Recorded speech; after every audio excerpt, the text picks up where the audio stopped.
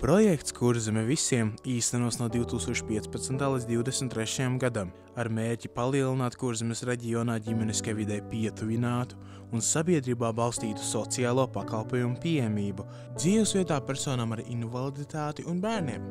Šīs ir specializētās darbnīcas, kur mēs apgūstam dažādas prasmes. Konkrēti šeit kokapstrādi, ko pārsvarā taisam tādas lietas, ko veikalos nopirkt nevar, lai to uztaisītu un tā būtu unikāla lieta. Tas arī dod to vērtību tai lietai katrai. Lauris ar lidmašīnu startēja un Albertam piekariņi bija vajadzīgi, viņš visus savus kaimiņienus un apdāvināja, parāda Alberta piekariņu, kāds tev ir.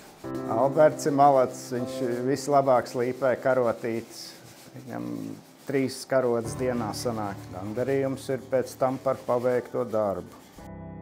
Projektā atbalstu pilnvērtīgākai dzīvei saņēmuši 265 cilvēki ar garīga rakstura traucējumiem un 37 pārgājuši uz dzīvi sabiedrībā. Otra projekta mērķa grupa ir bērni ar funkcionāliem traucējumiem un viņu vecāki. Projektā 418 bērni ar funkcionāliem traucējumiem un 250 vecāku arī saņēmuši kompensētus sociālos pakalpojumus. Demians ir apmeklējis sīko motoriku, kura nākus par labu viņu pirkstu veiklībai. Abas terapijā viņš iemācās komunicēt, un tur ir vislielākie arī rezultāti. Es pamanīju jau, kad pēc abas terapijas Ričardam samazinājās pašagresijas. Patiesība jau ir tāda, kad apmeklējušies nodarbības, mainās ne tikai bērns, bet arī vecāks. Un tā tam būtu arī jābūt, lai būtu rezultāts. Pašvaldība, piedaloties projektā Kurzeme visiem, ir izveidojusi daudzfunkcionālo centru Jumis. Tiek sniegts atbalsts vecākiem, jo pakalpojums tagad mēs varam saņemt uz vietas saldo. Līdz ar to tas ir ļoti liels ieguvums, jo vairāk nav vecākiem jābrauc uz Rīgu, nav jāmēro tālais ceļš, nav jākavē skola, bet šeit var saņemt pakalpojumus pēc stundām. Paldies projektam, kurš deva iespēju pilnveidot manu bērnu prasmes. Projekta ietveros Kurzemes reģionā tika izglītoti 157 potenciālie aizbildņi, audžu ģimenes un adoptētāji. Manuprāt, šie sarunu vakari bija ļoti noderīgi, jo pirmkārt viņi bija diezgan, plaši apmeklēti. Un savukārt es kā praktizējuši audžu ģimene dalījos savā pieredzē. Tā bija iespēja satikt daudz un dažādus cilvēkus. Šeit parādījās ar tas, ka par audžu ģimenēm vēlās kļūt ne tikai jauni cilvēki, bet arī jau tādi pieredzējušāki cilvēki, un katram tas stāsts ir savādāks. Tajā vakarā zvanīja arī Zanda, kad teica, ka ir tieši sarunu vakars, vai mēs negribam atnākt. Jā, mēs ar vīru tad atnācām.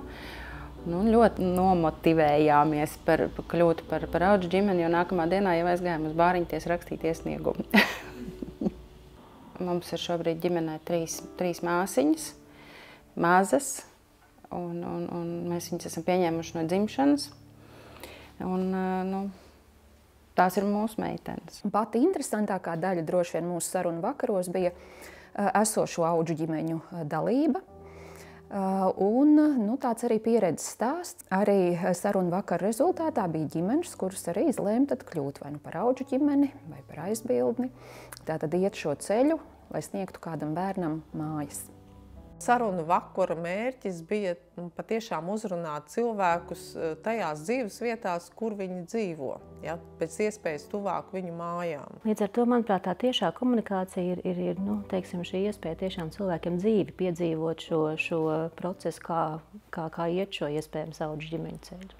Lai veicinātu izpratni par cilvēkiem ar invaliditāti un viņu iekļaušanos sabiedrībā, Kurzemes reģionā tika izglītoti 1200 skolēni un skolotāji, īstenotas 14 integratīvās nometnes, izglītoti 239 kurzemnieki par saskarsmi ar cilvēkiem ar garīga rakstura traucējumiem, bērniem ar funkcionāliem traucējumiem un bērniem ārpus ģimenes aprūpē, kā arī apmācīti 89 speciālisti. Tas ir nozīmīgs pašai pilngadīgai personai ar garīga rakstura traucējumiem un arī pašam bērniņam, jo viņiem ir iespēja saņemt tos pakalpojumus, kas viņiem ir nepieciešami, iespējami tuvu dzīves vietai. Projektā izveidota infrastruktūra sabiedrībā balstīta sociālo pakalpojumu sniegšanai, bērniem ar funkcionāliem traucējumiem pieaugušiem ar garīga rakstura traucējumiem,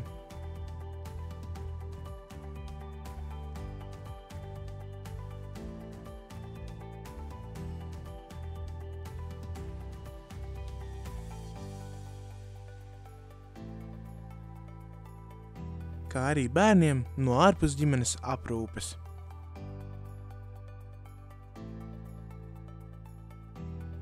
Protams, ka šis ir arī pienesums sabiedrībai kopumā, jo šo projektu gadu laikā mēs esam ļoti intensīvi gan reģionālā, gan valstiskā līmenī, arī sadarbībā ar Labklājības ministriju runājuši par mērķa grupām, par stereotipiem, kas ar viņām saistās, ko varētu darīt, kā mēs visi kopā varētu dzīvot tādā iekļaujošākā sabiedrībā droši vien.